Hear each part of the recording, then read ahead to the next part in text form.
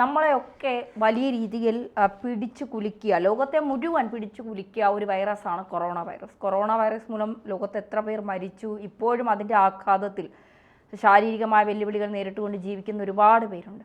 അപ്പോൾ ഈ കൊറോണയുടെ ഉത്ഭവം എവിടെ നിന്നാണ്, ആരാണ് ഈ ലോകത്തിനെ നശിപ്പിക്കാനായി ഈ വൈറസിനെ തുറന്നു വിട്ടതെന്നുള്ള ചോദ്യം ലോകം ഒന്നടങ്കം ചോദിച്ചുകൊണ്ടിരുന്നു. ലോകാരോഗ്യ സംഘടന ഉൾപ്പെടെയുള്ളവർ ഇതിനെക്കുറിച്ച് പഠനങ്ങൾ പല രീതികൾ നടത്തി.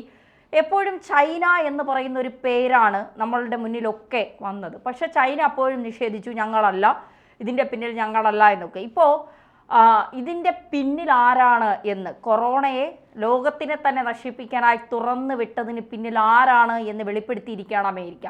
സത്യത്തിൽ ഇത് നമ്മളെ വീണ്ടും വീണ്ടും ഞെട്ടിപ്പിക്കുകയാണ് അല്ലേ. ഒരു രാജ്യം ലോകത്തെ മുഴുവൻ നശിപ്പിക്കാനായി തുനിഞ്ഞിറങ്ങുക എന്ന് പറയുന്നത് ഒരിക്കലും അംഗീകരിക്കാൻ കഴിയാത്ത കാര്യം തന്നെയാണ്. എന്താണ് വിശദാംശങ്ങൾ? അതായത് നമ്മളെ ലോകത്തെ ആകെ പുതിയ പാഠങ്ങൾ പഠിപ്പിക്കുകയും അതുപോലെ തന്നെ ആശങ്കയുടെ ഏറ്റവും അങ്ങേ തട്ടിലെത്തിക്കുകയും ചെയ്ത ഒരു പാൻഡമിക് ആയിരുന്നു കൊറോണ എന്ന് പറയുന്നത്. കൊറോണ വൈറസ് ഒരു പാൻഡമിക് വരുമ്പോൾ എന്ത് ചെയ്യണമെന്ന് പോലും നമ്മൾക്ക് യഥാർത്ഥത്തിൽ അറിയില്ലായിരുന്നു എന്നതാണ്. പക്ഷേ കേരളത്തിന് കുറച്ചൊരു വിവരം ഉണ്ടായിരുന്നു. കാര്യം കേരളത്തിൽ നിപ്പ വൈറസ് പടർന്നൊരു സാഹചര്യം ഉണ്ടായിരുന്നു. ആ നിപ്പ വൈറസ് പടർന്നപ്പോൾ കോഴിക്കോട് ജില്ലയിൽ ഉൾപ്പെടെ മലബാർ പ്രദേശത്ത്, പ്രത്യേകിച്ച് കോഴിക്കോടും മലപ്പുറത്തിൻ്റെ അതിർത്തി ഭാഗങ്ങളിലൊക്കെ വളരെ കൃത്യമായിട്ട് ലോക്ക്ഡൗൺ ഏർപ്പെടുത്തിയിട്ടുണ്ടായിരുന്നു. അപ്പോൾ ആ ഒരു ലോക്ക്ഡൗൺ ഏർപ്പെടുത്തി പരിചയസമ്പന്നരായിട്ടുള്ള കളക്ടർമാർ, ഉദ്യോഗസ്ഥന്മാരൊക്കെ കേരളത്തിലുണ്ടായിരുന്നു എന്നുള്ളതാണ്. പക്ഷേ നമുക്ക് ഈ കോളറ ഒക്കെ പടർന്നു പിടിക്കുന്ന സമയത്ത് വസൂരി ഒക്കെ പടർന്നു പിടിച്ചൊരു സമയം ഉണ്ടായിരുന്നു. പക്ഷേ കോളറയും വസൂരിയും ഒക്കെ പടർന്നു പിടിക്കുമ്പോഴും അത് ഈ തരത്തിലായിരുന്നില്ല എന്നുള്ളതാണ്. ഒരു 14 ദിവസത്തെ ഗ്യാപ്പിലൊക്കെ ഈ വസൂരിയും കോളറയും ഒക്കെ വരുമ്പോഴും അതിനെ ട്രീറ്റ് ചെയ്യാൻ മറ്റു മാർഗ്ഗങ്ങളില്ലെങ്കിലും ഇതര വൈദ്യശാസ്ത്രങ്ങൾ ഉപയോഗിച്ചുകൊണ്ട്, അതായത് നാട്ടു ചികിത്സകൾ ഉപയോഗിച്ചുകൊണ്ട് വസൂരിയെ എത്രയോ വസൂരി രോഗികളെ അന്ന് ചികിത്സിച്ചിരുന്നു. കാരണം കേരളത്തിൽ ചികിത്സിച്ചിരുന്നു, ചൈനയിലും തമിഴ്നാട്ടിലും ഒക്കെ ഉൾപ്പെടെ ലോകത്തിൻ്റെ വിവിധ ഭാഗങ്ങളിൽ അവരുടേതായ നാട്ടു ചികിത്സകൾ ഉപയോഗപ്പെടുത്തി, അവരുടെ തനതായ ചികിത്സകൾ ഉപയോഗപ്പെടുത്തി അവരെ ട്രീറ്റ് ചെയ്തിരുന്നു. പക്ഷേ അതിനോടുള്ള എന്തൊക്കെയോ ചില അശ്രദ്ധ മൂലമോ ഭയം മൂലമോ ഒക്കെ കുറേ ആളുകൾ മരണപ്പെട്ടു. കൃത്യമായ ചികിത്സ കിട്ടാതെയാണ് കൂടുതൽ പേർ മരണപ്പെട്ടത്, ഭക്ഷണം കിട്ടാതെ മരണപ്പെട്ടു, ഇങ്ങനെയൊക്കെ പ്രശ്നങ്ങളുണ്ടായിരുന്നു. പക്ഷേ അതിൽ നിന്നൊക്കെ മാറി കോളറയിലേക്കൊക്കെ വന്ന് അതിനെ നമ്മൾ നേരിട്ട്, പക്ഷെ അവിടുന്ന് ഒരുപാട് കഴിഞ്ഞിട്ടാണ് ഇപ്പോൾ ഇത്തരം ഒരു പാൻഡമിക് വന്നത്. ആ പാൻഡമിക് വന്നപ്പോൾ നമുക്കൊക്കെ അറിയാം, നമ്മളൊന്നും വീട്ടിൽ നിന്ന് പുറത്തിറങ്ങാൻ പറ്റാത്ത അവസ്ഥ. മാധ്യമപ്രവർത്തകരെ ഒഴികെ, പോലീസും മാധ്യമപ്രവർത്തകരും ആരോഗ്യ പ്രവർത്തകരും ഒഴികെ ബാക്കി എല്ലാവരും വീട്ടിൽ അടച്ചിരിക്കേണ്ട ഒരു സാഹചര്യം ഉണ്ടായി എന്നുള്ളത് തന്നെയാണ്. എനിക്ക് കൊറോണ വന്നില്ല, ഇതുവരെ വന്നിട്ടില്ല.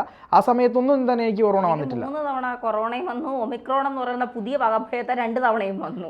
അതോടുകൂടി എൻ്റെ ശരീരത്തിനുണ്ടായ ബുദ്ധിമുട്ടുകൾ, ഇപ്പോൾ ഉണ്ടായിക്കൊണ്ടിരിക്കുന്ന ബുദ്ധിമുട്ടുകൾ ഒക്കെ ഞാൻ ഇപ്പോൾ ഈ കൊറോണയ്ക്ക് ശേഷം ഞാൻ അനുഭവിച്ചുകൊണ്ടിരിക്കുന്ന കാര്യങ്ങളാണ്.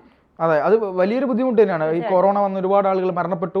മരണപ്പെട്ടവരുടെ യഥാർത്ഥ ലിസ്റ്റ് തന്നെ ഇപ്പോഴും പുറത്തു വന്നിട്ടില്ല, കൃത്യമായി പുറത്തു വന്നിട്ടില്ല, അത് വിട്ടിട്ടുമില്ല. ഒരുപാട് ആളുകൾ മരണപ്പെട്ടു, ഒരുപാട് ആളുകൾ ശയ്യാവലംബരായി കിടക്കുന്ന അവസ്ഥയുണ്ട്.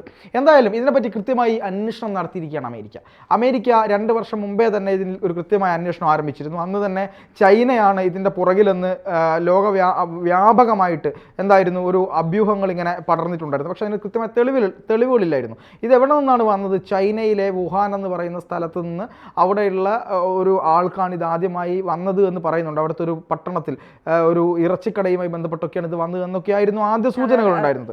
പക്ഷെ പിന്നീട് അമേരിക്കയിലെ റിപ്പബ്ലിക് പാർട്ടിയുടെ കീഴിലുള്ള സെലക്റ്റീവ് സബ് കമ്മിറ്റി അവർ ഇതിനെപ്പറ്റി കൃത്യമായ ഒരു അന്വേഷണം നടത്തി. ആ അന്വേഷണത്തിൽ ഏകദേശം 500ഓളം തെളിവുകൾ അവർ ശേഖരിച്ചു. 30ഓളം അഭിമുഖങ്ങൾ പ്രത്യേകമായി നടത്തി. പല ആളുകളെയും വിളിച്ചു വരുത്തി, ഇതിൻ്റെ പരിസര പ്രദേശത്ത് നിൽക്കുന്ന ആളുകൾ, ഒപ്പം അവിടെയുള്ള ചാര പ്രവർത്തനത്തിലൂടെ എല്ലാ തലത്തിലും ഇത് അന്വേഷിച്ച ശേഷം ഇപ്പോൾ അമേരിക്ക 100% ഉറപ്പിച്ചിരിക്കുന്നു, ഇത് ചൈനയിലെ വുഹാനിലെ വൈറോളജി ലാബിൽ പരീക്ഷണത്തിലൂടെ കണ്ടെത്തി സൂക്ഷിച്ചു വെച്ചിരുന്ന കൊറോണ വൈറസാണ് പുറത്തു വന്നിട്ടുള്ളത്. അതവർ തുറന്നു വിട്ടതാണോ യാദൃശ്ചികമായി പുറത്തു വന്നതാണോ എന്ന കാര്യത്തിൽ ഒരു വ്യക്തത വരാനുണ്ട്. പക്ഷേ ചൈന അടക്കമുള്ള രാജ്യങ്ങൾ ഇത്തരത്തിൽ പല അതിഗുരുതരമായ വൈറസുകളെയും ഈ പറയുന്നത് പോലെ ഉറക്കി വെച്ചിട്ടുണ്ട്. അതായത് ഒരു പ്രത്യേക പിന്നെ ഈ നമ്മൾ പറയുന്ന പ്രത്യേക എന്താ പറയുക പ്രത്യേക താപനിലയിൽ വൈറസിനെ സൂക്ഷിച്ചു വെക്കുന്ന ഒരു കലാപരിപാടിയുണ്ട്. അപ്പം അത് ഇവർ ചെയ്തിട്ടുണ്ട്. അപ്പം ഒരു അഭ്യൂഹം ഇങ്ങനെ പരക്കുന്നത്, അല്ലെങ്കിൽ കുറച്ച് ആളുകൾ ഇങ്ങനെ പറയുന്ന കാര്യം എന്ന് പറയുന്നത്, ഒരു പാൻഡമിക് വന്നാൽ, ഇപ്പം ഒരു കൊറോണ പോലത്തെ ഒരു വൈറസിനെ തുറന്നു വിട്ട് കഴിഞ്ഞാൽ അത് എങ്ങനെ ലോകത്തെ എഫക്റ്റ് ചെയ്യും എന്നുള്ളത് പഠിക്കാൻ വേണ്ടിയാണ് ചൈന, പരീക്ഷണാർത്ഥം ചൈന ഇത് ചെയ്തതാണ് എന്ന് പറയുന്നുണ്ട്.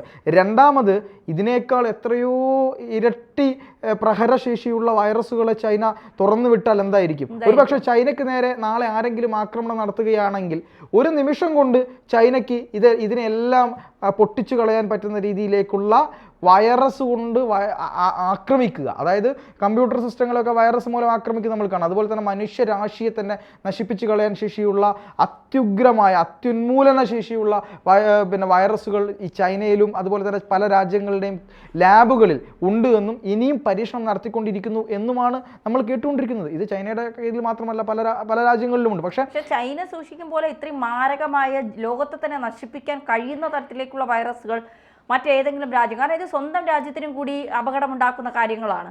അപ്പോൾ മറ്റേതെങ്കിലും രാജ്യങ്ങൾ ഇത്തരത്തിൽ ഒരു ബുദ്ധിയില്ലാത്ത നിലപാടെടുക്കുക, ചൈനയുടെ ബുദ്ധി നമ്മൾ ചിന്തിക്കുന്നതിലുമൊക്കെ അപ്പുറമാണ്. എങ്കിൽ പോലും ഇത്തരം ഒരു നിലപാട് ചൈനയ്ക്കല്ലാതെ മറ്റൊരു രാജ്യത്തിനും ജനങ്ങളെ നശിപ്പിക്കുന്ന തരത്തിലേക്ക് വൈറസുകളെ വളർത്തുന്ന, അല്ലെങ്കിൽ അവരെ പിന്നെ എന്താ പറയുക ഉൽപ്പാദിപ്പിക്കുന്ന, അല്ലെങ്കിൽ അവരെ ഈ ലബോറട്ടറികളിൽ സൂക്ഷിക്കുന്ന ഒരു രീതി ചൈനയ്ക്കപ്പുറം മറ്റേതെങ്കിലും രാജ്യങ്ങൾ അതിമാരകമായ വൈറസുകൾ, പ്രകടശേഷി കൂടിയ വൈറസുകൾ, എനിക്ക് തോന്നുന്നില്ല അത്തരം മറ്റ് രാജ്യങ്ങളുണ്ട് എന്നുള്ളത്. അല്ല, അത്തരം രാജ്യങ്ങളുണ്ട് എന്നുള്ളത് പുറത്തു വന്ന കാര്യം തന്നെയാണ്. പക്ഷേ അത് അവർ സൂക്ഷിക്കും. ആണവായുധങ്ങൾ സൂക്ഷിക്കാറുണ്ട്.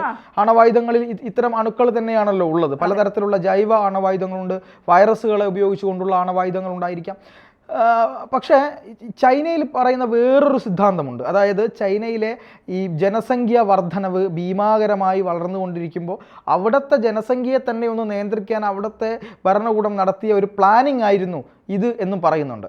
അപ്പം ആദ്യമായിട്ട് ഈ വാക്സിൻ കണ്ടുപിടിച്ചത് ഈ പറയുന്ന ചൈനയാണ്. മനസ്സിലാക്കണം, ഇതിന് വാക്സിൻ വന്നത് ചൈനയാണ്.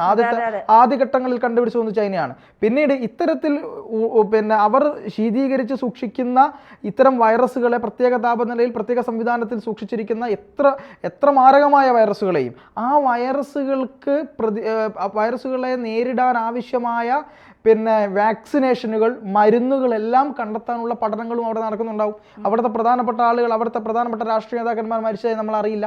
അവിടുത്തെ സാധാരണക്കാർ കുറേയധികം മരണപ്പെട്ടു. അത് വുഹാൻ കേന്ദ്രമായി ബന്ധപ്പെട്ട് ആ പരിസര പ്രദേശങ്ങളിലേക്ക് ഒരുപാട് ആളുകൾ മരണപ്പെട്ടു. അല്ലാതെ അവിടുത്തെ പ്രമുഖന്മാരായിട്ടുള്ള സിവിലിയൻസ് ആയിട്ടുള്ള പിന്നെ എന്താണ് ഈ സെലിബ്രിറ്റി ഇമേജ് ഉള്ള പ്രമുഖർ എന്ന് നമ്മൾ വിശേഷിപ്പിക്കുന്ന ആളുകൾക്കൊന്നും തന്നെ മരണപ്പെട്ടതായി നമ്മളുടെ ഇതില്ലായിരുന്നു. രണ്ടാമത്തത്, അവരവിടുത്തെ ട്രഡീഷണൽ ആയിട്ടുള്ള ട്രീറ്റ്മെന്റ് ഇതിന് യൂസ് ചെയ്തു എന്നുള്ളതാണ്. ചൈന ഏറ്റവും കൂടുതലായിട്ട് അവിടുത്തെ ട്രഡീഷണൽ ട്രീറ്റ്മെന്റ് ഉപയോഗിച്ചു, പിന്നീടാണ് അവർ വാക്സിൻ ഉപയോഗിച്ചത്. അപ്പം നമ്മൾ പക്ഷേ ഇവിടുത്തെ ട്രഡീഷണൽ ആയിട്ടുള്ള ട്രീറ്റ്മെൻറ്റുകളൊന്നും തന്നെ അങ്ങനെ ഉപയോഗിക്കപ്പെട്ടില്ല. IMAയുടെ ഒക്കെ എതിർപ്പുമില്ല, അവർക്കൊട്ട് മരുന്നുമില്ല. പക്ഷേ ഇവിടുത്തെ ട്രഡീഷണൽ ട്രീറ്റ്മെൻറ്റ് എടുക്കാൻ കഴിയുകയില്ല എന്ന രീതിയിൽ കേരളത്തിൽ വന്നു. പക്ഷേ തമിഴ്നാട് സിദ്ധ ചികിത്സ ഉപയോഗപ്പെടുത്തിക്കൊണ്ട് ഒരുപാട് പേരെ അവർ രക്ഷിച്ചെടുത്തു. തമിഴ്നാട്ടിലൊക്കെ ഒരുപാട് മരണങ്ങൾ കുറവാണ്, കാരണം സിദ്ധ ട്രീറ്റ്മെൻറ്റിലൂടെ ഇത് കൃത്യമായി മാറ്റിയെടുക്കാൻ കഴിഞ്ഞിട്ടുണ്ട്. ഇതാണ് ഇതിൻ്റെ ഒരു യഥാർത്ഥ വശം എന്ന് പറയുന്നത് ഇതാണ്. പക്ഷേ ഇതിൻ്റെയൊക്കെ അപകടം എവിടെയാണ് കിടക്കുന്നത്? ഇതിൻ്റെ അപകടം എന്ന് പറയുന്നത് ഒരു മനുഷ്യരാശിയെ ഇത്രയും ചെറിയൊരു വൈറസ്, ഇതിൻ്റെ താരതമ്യേന മറ്റ് വൈറസുകളെ അപേക്ഷിച്ച് കൊറോണ അത്ര വലിയൊരു ഭീകരമായ വൈറസ് ഒന്നുമല്ല. പക്ഷേ ഈ വൈറസ് പോലും മനുഷ്യരാശിയുടെ നിലനിൽപ്പ് തന്നെ അപകടത്തിലേക്കാക്കുന്ന രീതിയിൽ, ലോകമൊട്ടാകെ ലോക്ക്ഡൗൺ ആയി പോകുന്ന രീതിയിൽ വന്നിട്ടുണ്ടെങ്കിൽ, ഇന്ത്യ ഒട്ടാകെ അടച്ചിടേണ്ട അവസ്ഥ, നമുക്ക് പുറത്തിറങ്ങാൻ പറ്റാത്ത അവസ്ഥ, ഈ ഭൂമി തന്നെ ക്ലിയർ ആയി മാറുന്ന അവസ്ഥ, ഒരുപക്ഷെ അത് പ്രകൃതിക്ക് അത്യാവശ്യമായിരുന്നു എന്ന് തോന്നുന്ന വിധത്തിലുള്ള ചില കാര്യങ്ങളൊക്കെ നമുക്ക് ആ സമയത്ത് അനുഭവപ്പെട്ടിട്ടുണ്ട്. അപ്പോൾ അത്തരത്തിൽ ഒരു കാര്യത്തെ കൊണ്ടുപോവുകയാണെങ്കിൽ, മറ്റൊരു ആക്രമണം വരികയാണെങ്കിൽ എന്തായിരിക്കും നമ്മുടെ നാടിൻ്റെ അവസ്ഥ എന്ന് ചിന്തിച്ചിട്ടുണ്ടോ? തീർച്ചയായിട്ടും. കാരണം ഞാനതിൻ്റെ അതിൻ്റെ ഭവിഷ്യത്ത് അനുഭവിച്ച ഒരാൾ കൂടിയാണ്.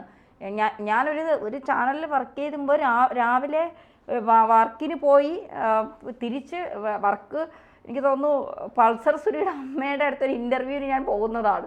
പോയിട്ട് തിരിച്ച് നൈറ്റ് ഫുഡ് കഴിക്കാനിരുന്നപ്പോൾ എനിക്കും ബ്രദറിനും എന്തോ ഒരു അസ്വാഭാവികത ഞങ്ങളുടെ ശരീരത്തിലേക്ക് വരുന്നുണ്ട് എന്നുള്ളൊരു തോന്നൽ.